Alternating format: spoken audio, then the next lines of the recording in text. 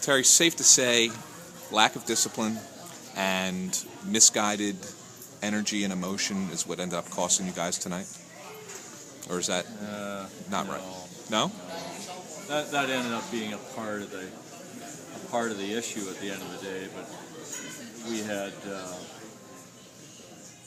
had an okay start. I didn't mind our first period. There's power plays, there's penalty killing. Power plays, I wish we had been able to take advantage of it. We just didn't break the puck out the right way, and the dump ins didn't allow us to recover. We ended up standing still at the blue line when the puck was rimmed, and we never got to them. But as the game went along in the second period, our energy got lower.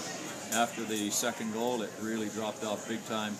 And then the frustration set in after that, and now it becomes, a situation where you're starting to bring the referee in and blaming him for situations when he's just doing his job. And,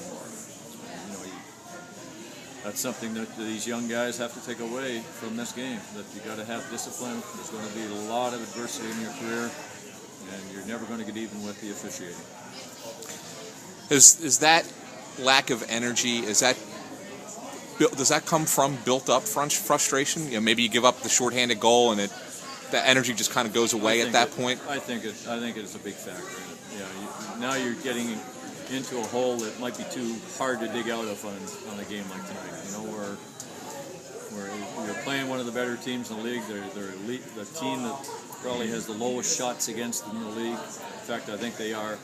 And so, you get into a situation where now you feel it's almost impossible, and that's the attitude that we cannot let creep into our game. You have to battle, you have to learn how to deal with it, and still go out and play the game.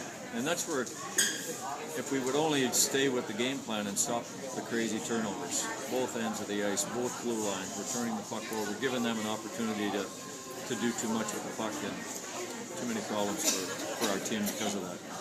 Second thing, especially the game that was right off the turnover on the top. Yeah, it was. It was a really bad play. What are you trying to do?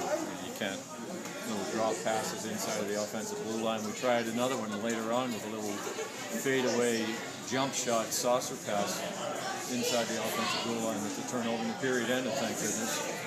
And those are the plays that we decide to make, and as individuals, we get burned on it every time we have done it this year, and that's where we've got to stop breaking these habits. And these plays that we're trying, they didn't work anyway. I don't care where you play.